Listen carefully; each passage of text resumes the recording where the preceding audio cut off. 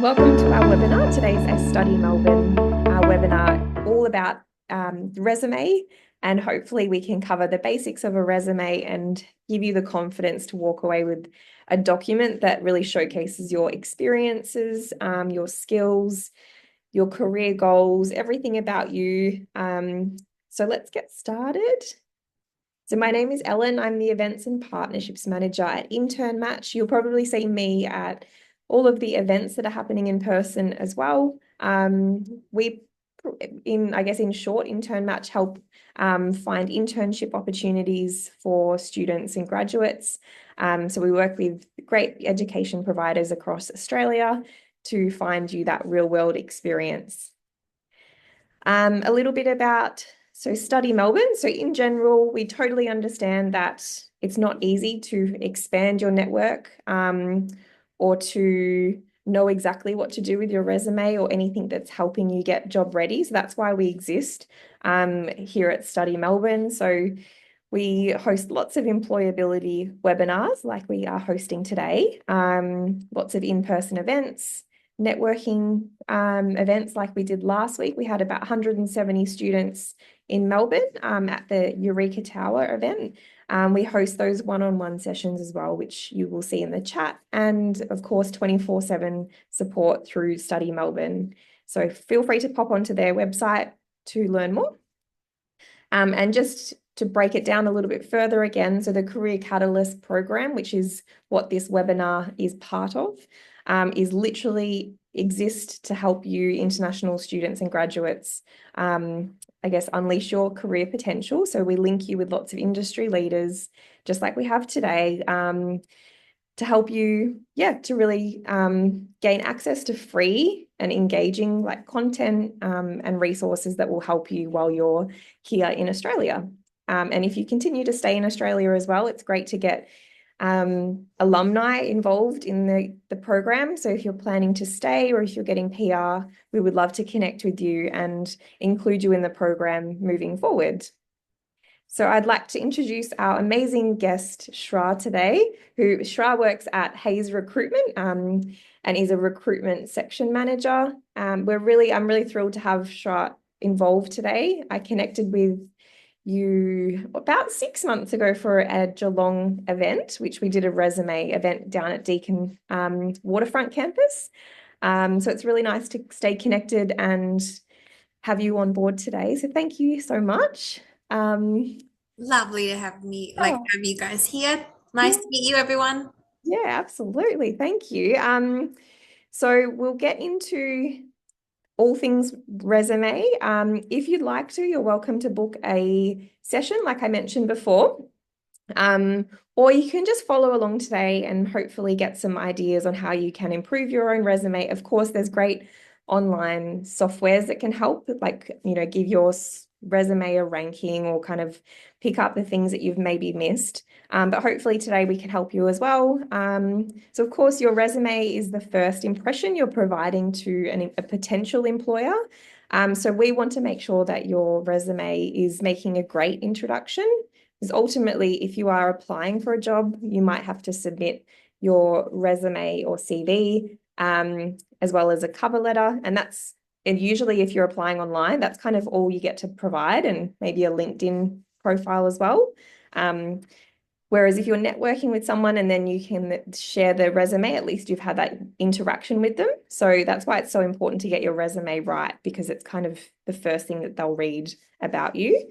So let's make sure it's nice and polished. So a resume, or sometimes we call it a CV, is a document that lists your work experience, your education, skills, achievements, certifications. It can list a bit of a summary about what you have done in the past or an objective of what you want to do in the future and how your skills can apply. You will need a resume for most jobs, especially it could be a casual job, it could be part-time, you might be applying to something online. And often you will need a resume and a cover letter, which we'll go through on the next slide.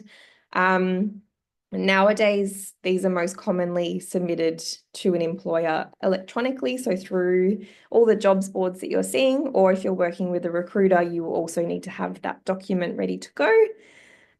So a little bit of a difference in case you aren't aware, the resume is a broad overview of your educational and career history. So utilizing some short sentences, dot points, etc. Whereas a cover letter is more tailored to the role or the industry that you're applying for.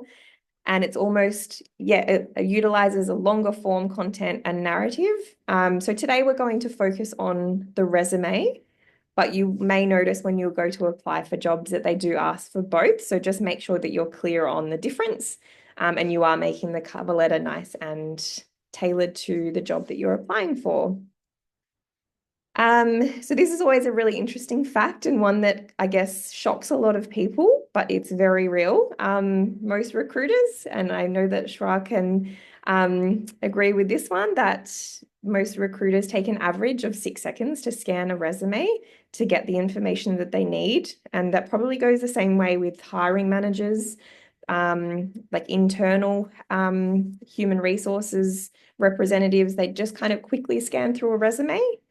And I know, Shra, I think we talked about this at the Geelong event, that 6 seconds obviously isn't very long, but that's why it's so important to have the correct like formatting and all of the important bullet points at the top of your experience. And I guess less clutter where possible as well. That's important.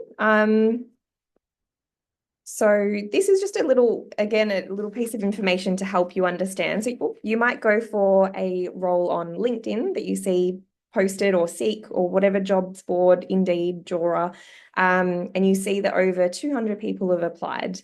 And then it kind of breaks down, if you've got to think about it, that it will, they'll draw that into 4 to 6 maybe interviews. And then obviously one person will get that job offer. So it is obviously a very competitive market. Oh, sorry, one moment.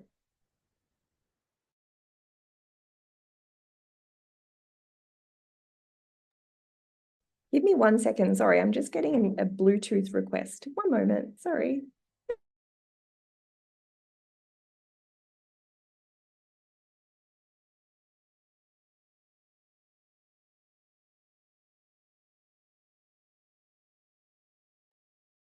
Okay. Sorry about that. I'm back. So as you can see, there is a very narrow margin of acceptance. A lot of companies also may use an ATS, an applicant tracking system.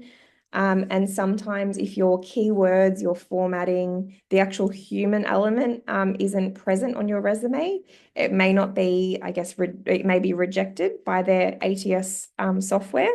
But it's very important to understand that yes, that number might be significantly high and that might put you off applying for the job, but they will draw that down to potentially 4 to 6 candidates to interview. So you're not, I guess, competing against, well, you are competing against all of the people that applied, but if you can get a really nice resume and cover letter submitted, hopefully you can get drawn out into that smaller portion of interviewees. We're sharing here a resume template. It is a very basic resume template, and I would say it's best for any of you that don't have a resume and you just need somewhere to put information just to start you off. I personally like more of a, I guess, formal, more professional layout, but this I find a great template to use just to put things that are in your brain onto a piece of paper for now. So it's through Canva. Hopefully you can access that. I'll also share it after this after this webinar. But let's go into what to include in your resume. So firstly, we'll touch on contact information, then we'll go into your career summary or objective, then we'll go into work experience, education and qualifications, professional development, professional and technical skills. And through each of those topics, we'll have a chat to Shra and get some recruitment feedback because she's all over what's happening in that space and what recruiters like to see. So firstly, your contact information. So firstly, your full name is great. If you have a preferred name, pop that on there as well. It might be in brackets next to your first name. Um, Phone number, email address, and always check those details as well. I am amazed at how many email addresses are wrong or phone numbers are wrong when you try to reach out to that person. A link to your LinkedIn profile, which we'll talk about soon, and your location if you think it's appropriate as well. So just as we have on our template, it will help, you will be able to enter your own information on the template, so feel free to use that. Name, surname, if you have an area of expertise, feel free to add that in. But as I said, this is just a starting point, and then you can decide to format it into whatever you think is more appropriate for yourself in time. So to get started on our first section of the resume, so my Q&A with Shra, my first question to you is, some students worry about having or not having PR or work rights beyond their student visa.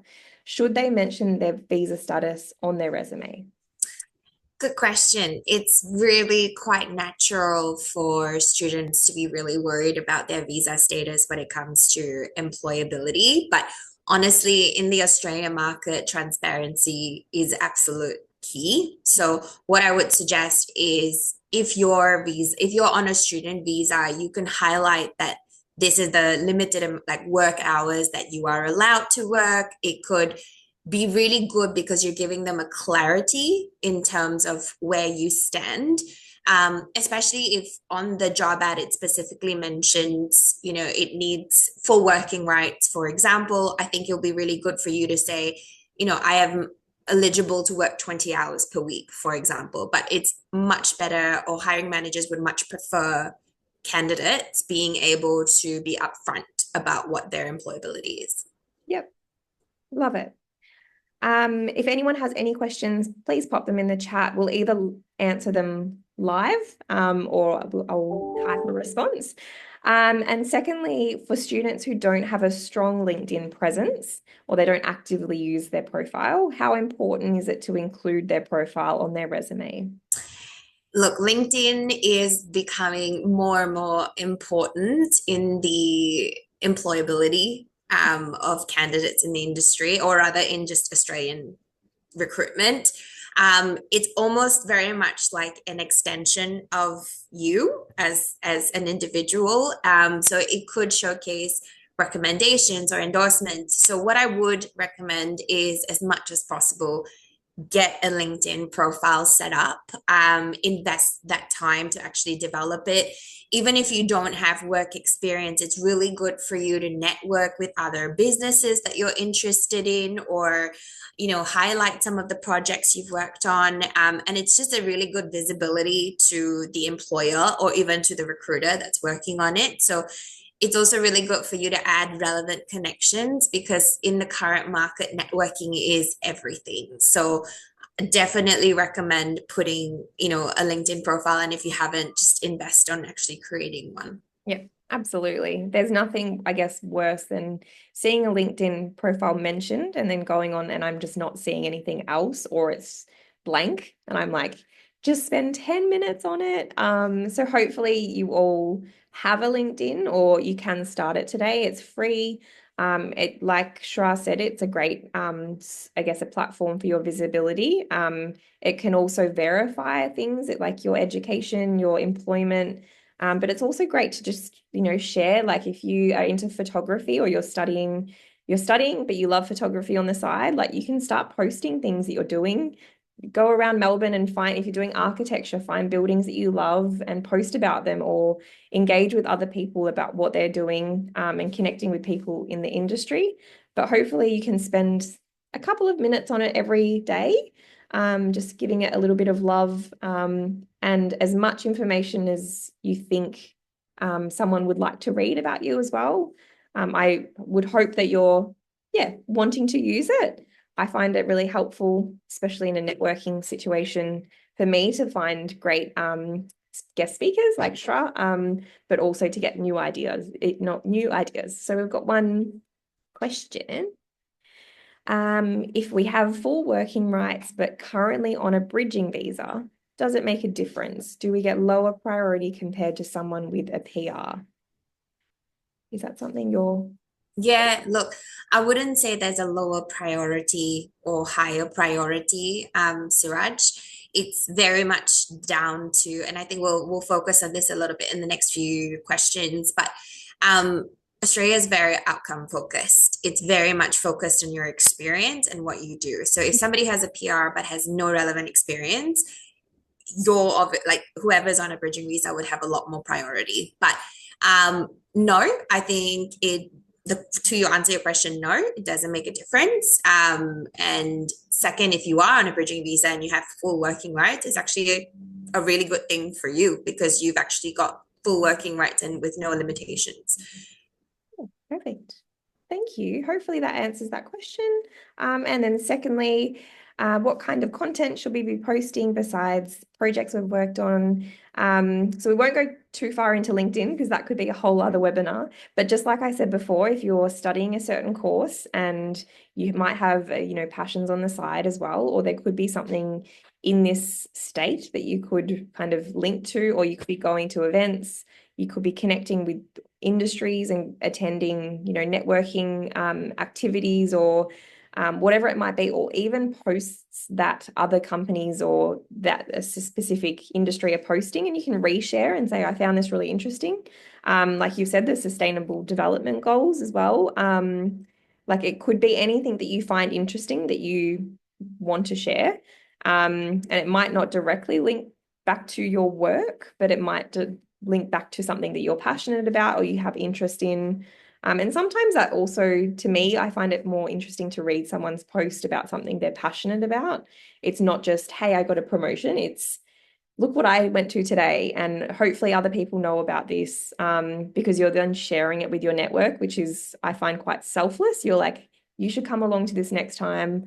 Or this is something I found really awesome in Melbourne to do. Anything like that. And it could just be a simple engagement, or it could be you posting yourself.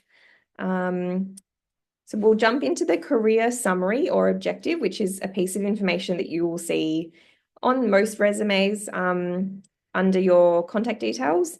So you've either got a summary, which on our template, again, it just is something that you can, if you don't want to put it on your resume, it might be something that you use as like your personal pitch. So when you go into an interview and they say, hey, tell us about yourself, you then have that paragraph of information in your head that you can recite, and hopefully it's linked nicely to the job that you're going for as well. So career summary, I guess, is more for someone who's got quite a extensive career, or we say experienced professionals, and then an objective is maybe someone with less working experience, graduate, maybe no local experience. So you can actually call it a career objective. Some write profile or about me or whatever it might be. But as you can see the difference, we're kind of talking about someone who's talking about their experience on the left-hand side, and then someone who wants to, I guess, showcase their skills to a new employer and get into the industry that they have been studying.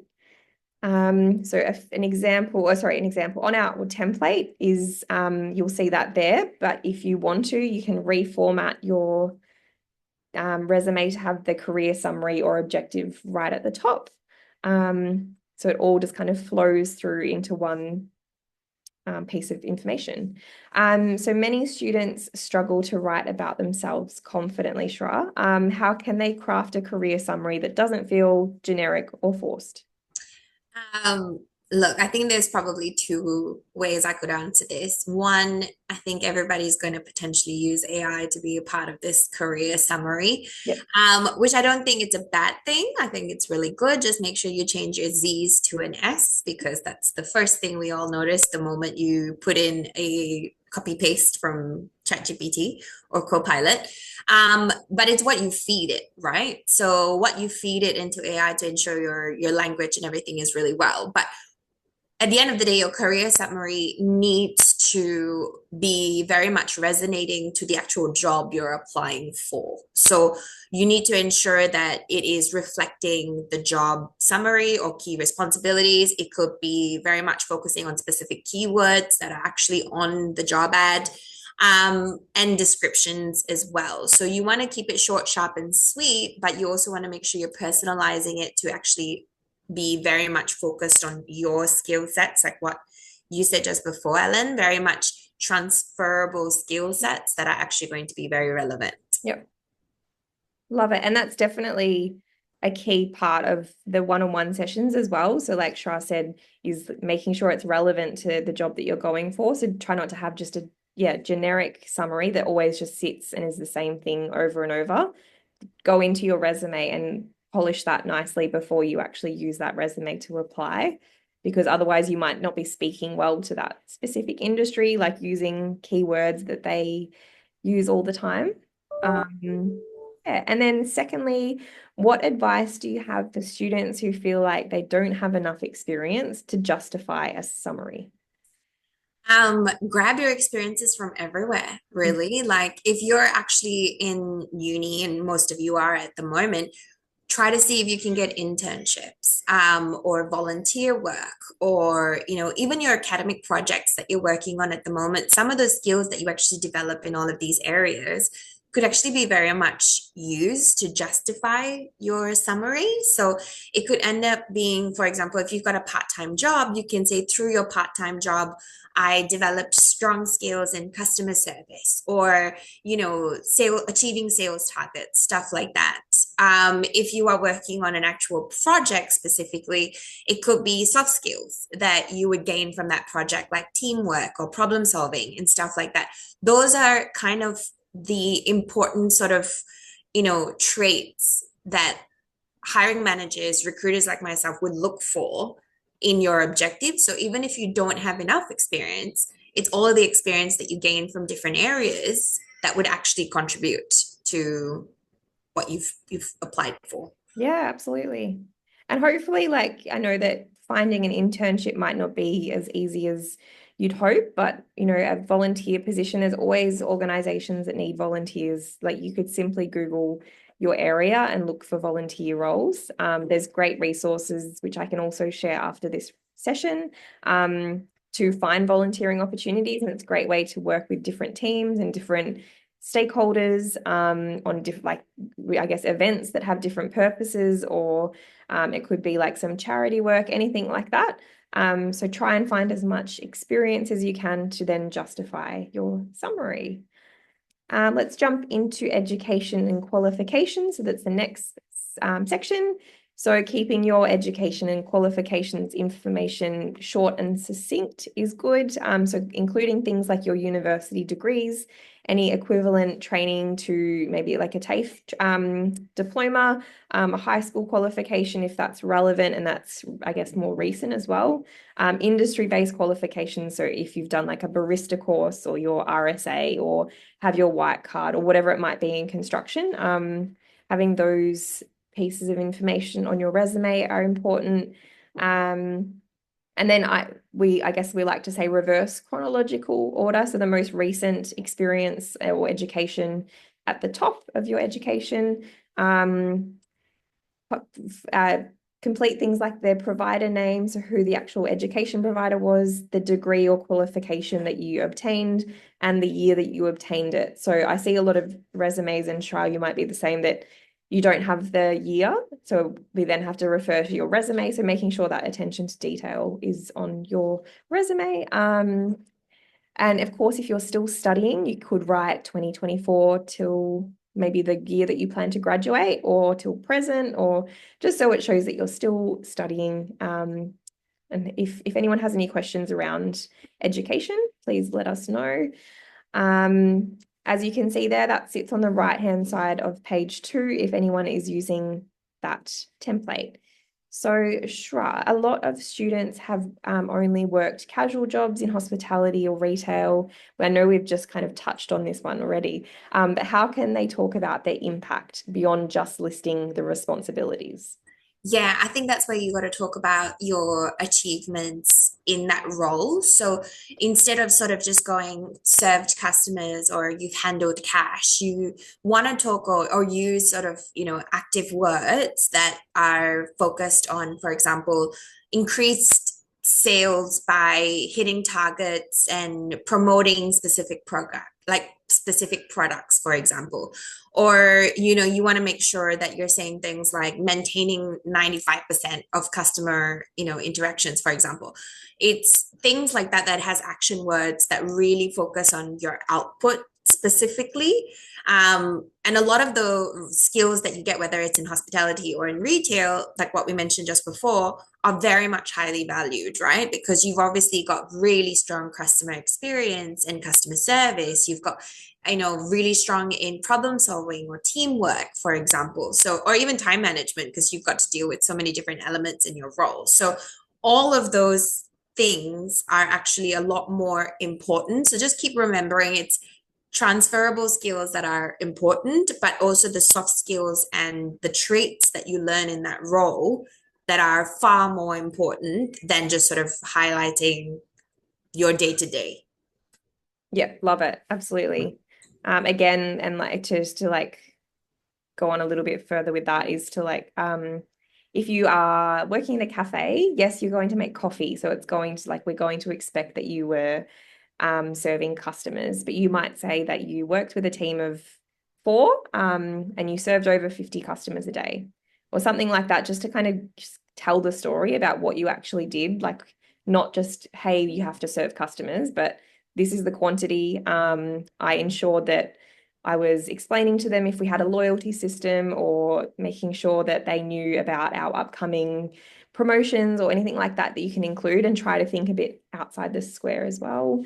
And then for students with no local experience, how can they position their past work? So I like to call it their global experience in a way that resonates with Australian employers.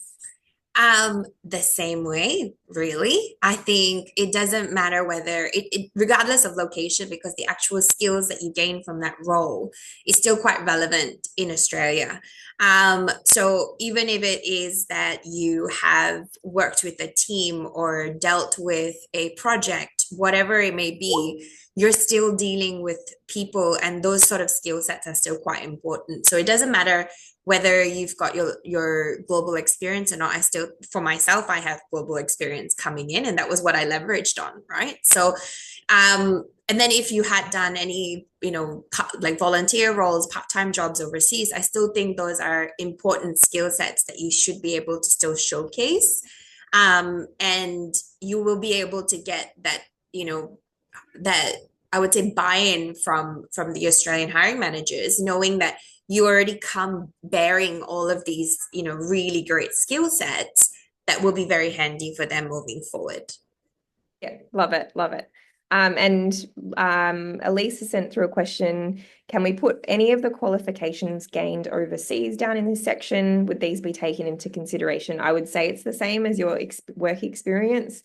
Put whatever you can, whether it's back home, whether it's here in Australia, put whatever you can, especially if it's relevant. So like I am 14 years out of high school, so I wouldn't talk about my high school experience. But if you're more recently graduated from high school and you've just started in university, that might be relevant to you to put on there. But definitely anything that you've gained overseas is really important. Laura as well has sent thank you for sending your resume through. Laura, if you don't mind as well, feel free to book a session instead of doing feedback. We may not have any time to do that review today, but I'd love to chat to you on a one-on-one online session. But thank you for sharing that through anyway. Let's move on to the next.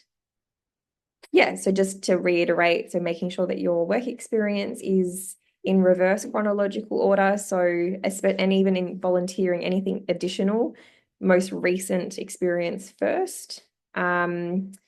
In terms of what you actually write, it's important to write who you worked for, what your role was, when you were there, where they were. So if they were here in Melbourne, anywhere in Australia, wherever they were back home, a short explanation of the company sometimes is relevant. It helps whoever's looking at your resume understand who the company are without them having to kind of Google it if it's not very clear, but you don't have to do that. I don't know what your I guess opinion on that is, Shrub, but I agree. yeah, okay, good. Yeah. it's helpful. Your tasks, responsibilities, and achievements, like as we've talked about, though, it's better to talk about your impact and what you actually did, not just kind of the to-do list that you were given to do in your role. Achievements are really important to talk about. This is just a quick example. I wouldn't say that this is perfect at all, but this is kind of showcasing a marketing intern with the company that I work for. When they worked here, intern with us in Melbourne, a little bit about who Intern Match are and their responsibilities and achievements. So instead of just saying, I manage their social media platforms, they assisted in managing which platforms, and they actually wrote out what the platforms are. They've kind of put a number to how many content pieces they developed. They're not saying I had to, produce 15 content pieces, but that's how many I actually did across the week. And the topics that I covered were this, and this. I also helped assisting running with company events, which might not have been, one of their responsibilities, but they're putting it on there anyway, especially if it is relevant to the next job that they'll go for. And they developed and sent the company internal communication newsletter. You could go into more detail. Maybe you sent 6 of those newsletters in your time as an intern, or you used a certain software to produce that internal newsletter. Anything that you think is relevant. Do you think 4 to 5 dot points is nice, Shra, or would you say a few less? No, I think 4 to 5 is good. The last thing you want is to have 3, 4 pages worth of information. So 4 to 5 is a good amount. Yeah, perfect. Amazing. And we'll go into education and qualifications. Oh, sorry. I think I just mixed up the slides, but we're covering all the things. So some students don't have work experience. Oh, no, actually, this was supposed to be. Some students don't have work experience at all. How can they make their education section work harder for them? Um, 2 ways. I think if you've got no experience at all, you can do it in 2 different ways. One is like academically, and Yeah. second is through extracurricular activities. So if we talk about academically, let's talk about, what type of projects were you involved in? Were there any specific subjects that were actually quite relevant for the job that you're trying to apply for? Did you get any awards, scholarships? Did you get a dean's list mention, for example?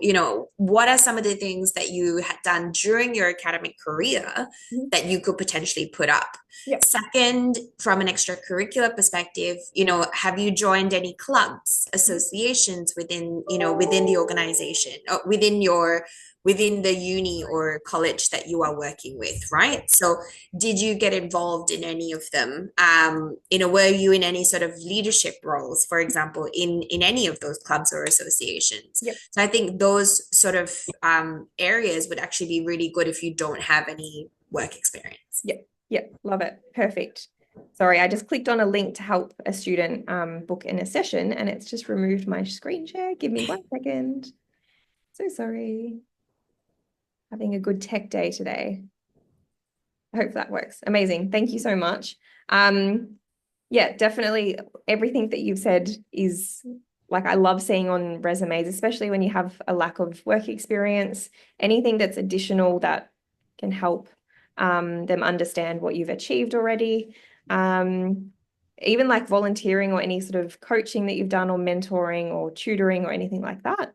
And if you haven't done anything, then hopefully there's opportunity at your education provider to get involved.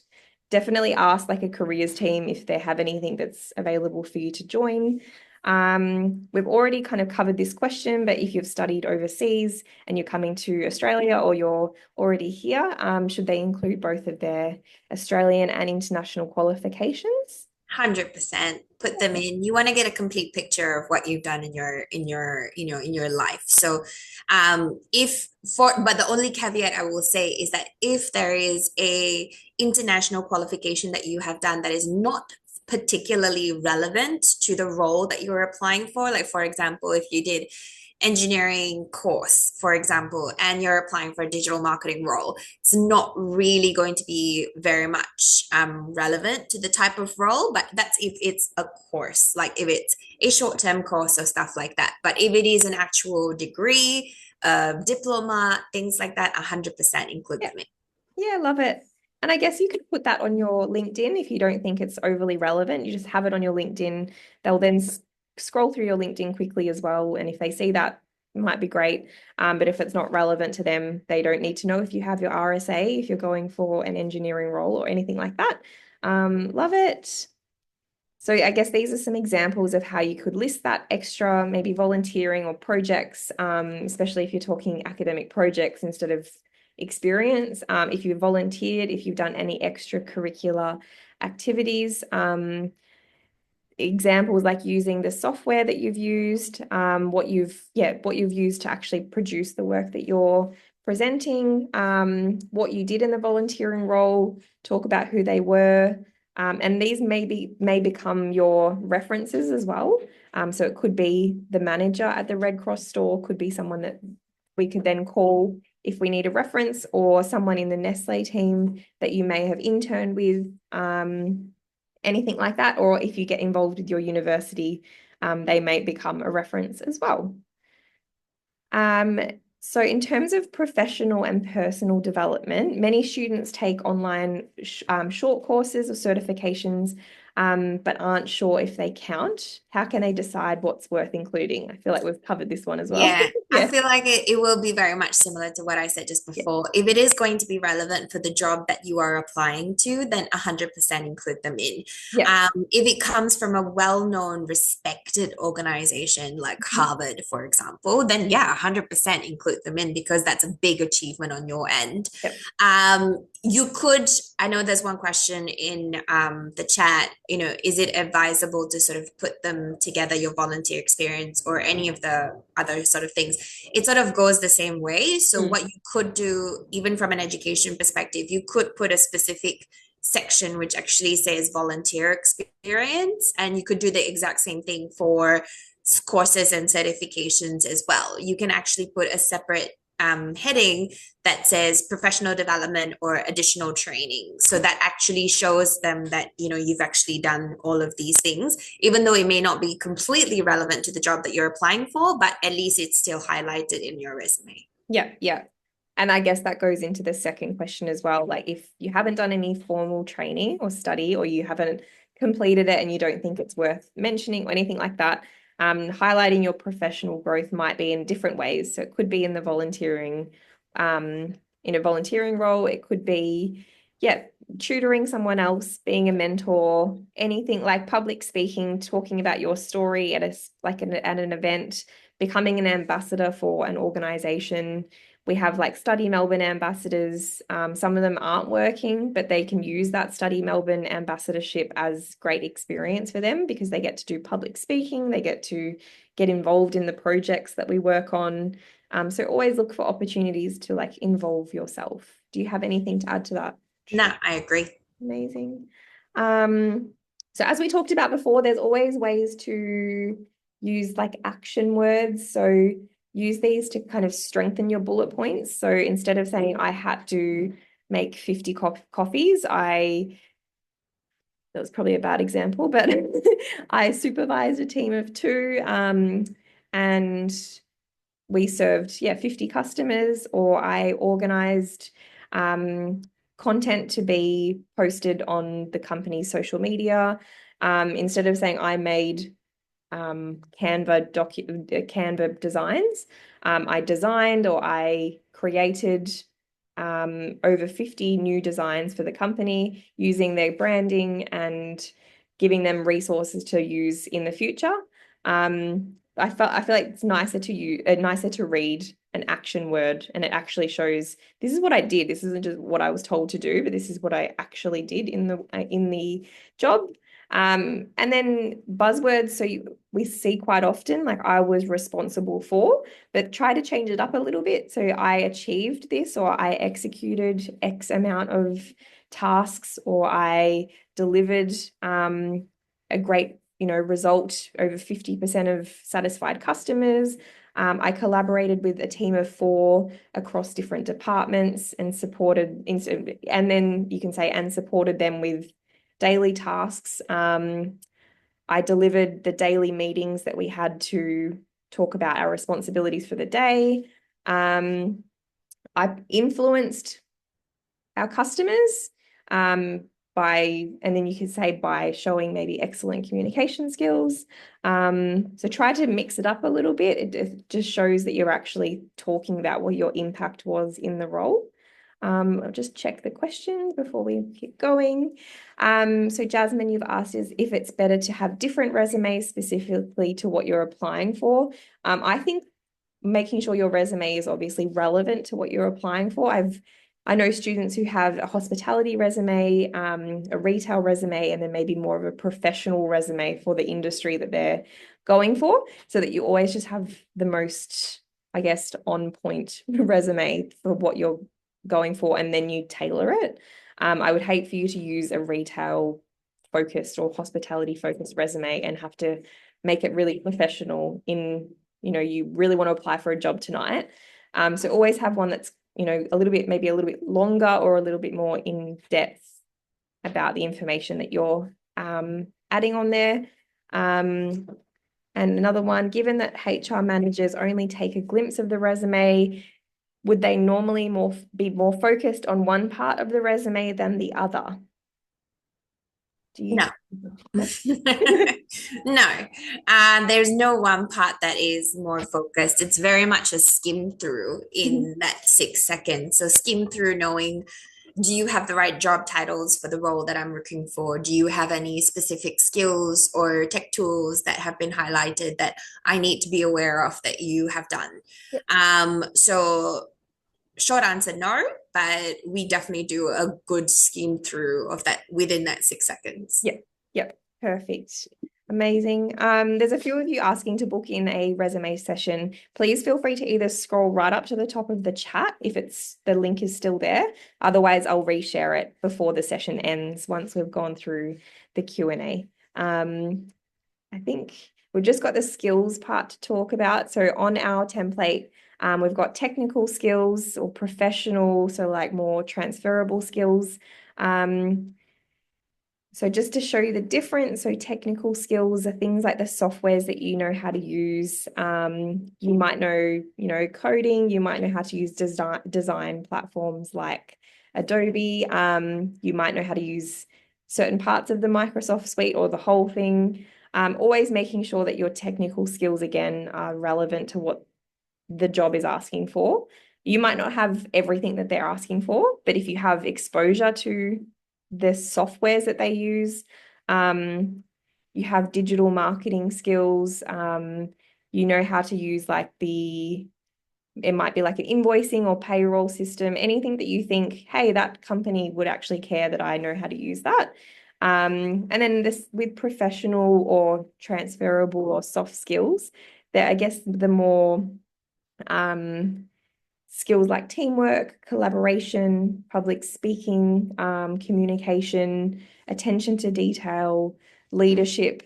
So listing as many as you can, again, trying to make them relevant. Try not to copy and paste exactly what they've asked for, but maybe you have 6 out of the 8 skills that they're talking about, and you could actually provide a bit of background to where you got those skills from too, because it shows that you're legitimately, maybe a supervisor from a previous role has mentioned that you have great communication skills, or that you are a great leader because you successfully, helped a team of 4 people navigate a challenging situation. Anything that you can talk about your professional skills. So just to finish off, how can students who lack direct industry experience make their skills section more compelling? I think we've touched on this quite a bit over the last hour, but there's 3 ways I would say. One, definitely focus on that transferable skills, right? I know we keep harping on it, but generally in the market at the moment, we actually just came up with a skills report. And that was the number one thing that a lot of hiring managers are finding really difficult, is that actual soft skills is severely lacking in the industry. So as much as you can highlight that soft skills and that transferable skills, like what Ellen just mentioned. So that time management, that problem solving skills, that communication skills, even organizational skills are really important. So really try to focus on that, whether that means, from the project work that you have done or from the academic, content that you've been working on, or even your clubs and associations that you're involved in. All of those things are actually quite relevant. Secondly, I would say 100% the tech tools, the digital tools, that is now becoming more and more prominent with a lot of businesses. Some of them are very specific in terms of the type of tools that they're looking for as well. So as much as you can, even if you have worked on it or you haven't worked on it and you're learning it, I think those are kind of things that you want to add in as well. And last but not least, the main thing that hiring managers or myself and what we want to see is your willingness to actually want to learn. So, I want to know, like, would you be able to, like, is there a wording in your resume that says quickly to learn new, like, quick to learn new systems, or adaptable in new and like in new, tech tools or environments? Like, these are the kind of things that hiring managers want to see, because we want to know that you are willing to learn and that you're happy to learn. Love it. And I love that attitude as well. It's nice to say that you think, you're confident to do the role, but you're actually there to be like a sponge and to learn from other people and to be exposed to different, tasks and responsibilities. And like you said, be adaptable, take on new tasks, but I guess I always say quick learner as well. But you can say things like I was commended as for being a quick learner when I had to learn a new software that we that became part of our procedures. So actually talking about where you gain that soft skill from is a great way to do that as well. Sometimes I see on resumes like, they might have 5 stars and they have 4 stars completed because they know how to use Excel, 4 out of 5 stars or 8 out of 10. What do you think on that sort of rating or scoring? So look, the pro about it is that it's really easy to see, right? Like, it's easy to see, it's visually appealing, it's easy to digest. There's I wouldn't say the cons. The other side of it is that if you are rating yourself 7 out of 10, that's a very subjective thing. Like, so for yourself, you could be saying you're 7 out of 10, but I might look at it going, oh, actually, once if you got the job, actually you're a 9 out of 10. So I I feel like instead of numeric listings, maybe don't use 8 out of 10, or, maybe describe the actual level of proficiency. Like, are you at intermediate level, or do you have advanced skills in Excel, for example? I think using words like that instead of actually rating yourself is probably a better way to go about it, because I feel like what I might think, I would also, if I was a hiring manager and you say you're 7 out of 10, then I'm going like, well, maybe I'll look for someone who's got a 9 out of 10, for Yeah. example, right? So why do you want to give yourself that situation? So I Yeah. would say just go with words: intermediate, beginner, advanced level. Yeah, I agree. Especially like you said, you might kind of improve on that skill before you get the job because you kind of go, oh, they're definitely going to use Adobe. I'm going to jump in and I'm going to make sure I know exactly what I'm doing. And then you start in the role, and like you said, if you smash it and they're like, why did you put 7 out of 10? Like, you're really great at using it. Um, I agree. Just listing it, advanced, those like intermediate, basic rating, if you want to rate yourself. So just to finish off, and we'll get to any questions as well, and I'll obviously stay on the call for a couple of minutes after Shra has finished up. But just to finish off, a few do's and don'ts of resume writing, and you might find different feedback on different um, forums that you hear that you're reading about resumes, or from different webinars, different guest speakers. Everyone's kind of got different do's and don'ts. These are just a few basic and I guess helpful for international students and graduates, is to firstly, of course, send your resume as a PDF. In some cases, when you're applying for jobs, they might ask for a different format. Just always make sure you're sending the correct format. That's super important. shows attention to detail, but also makes it easy for your resume to be read on their end. A good length, maybe 1 to 2 pages, should cover enough information. And like we said, 6 seconds isn't very long for them to be reading it. Keeping it clean, simple, neat, using facts, examples, numbers where you can, a well-written resume. So get someone else to check it and make sure it makes sense, because it might make sense to you, but you've actually missed some really important information, or things aren't in order, or, and always double check your details. And then customize your resume for different jobs where you can. So that hopefully doesn't mean that you have to completely overhaul your resume every time you apply for a job. If you're looking for jobs in the same industry, you might just jump into your resume and make sure it speaks well to that organization. They might use keywords in their newsletters, on their LinkedIn, on any reports that they've posted, that you could actually start putting into your, I guess, into your writing as well, and getting used to that sort of formatting. And then some don'ts with your resume. So of course, if they're asking for a PDF, don't send it as a Word document, and vice versa. As we said, try to keep it really clean, not too busy. Um, no, if Try not to be too fluffy as well. So, including facts is really important. As we said, poor grammar, relying on ChatGPT. I think everyone knows that it's going to be used. I feel like that's all I see now is resumes that are written with AI. And I would one day love to see a resume that wasn't, just to be refreshing. But don't rely on it, because it's firstly using US English, not British English.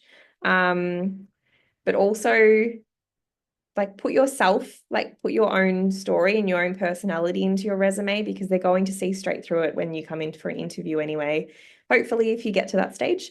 And then of course, badly designed resumes can be a bit difficult to read, or they're trying to find the information that is really relevant to them. So feel free to use our template, but that's a great starting point. And then look up some different templates online that you think are a bit more in line with the industry that you're going for.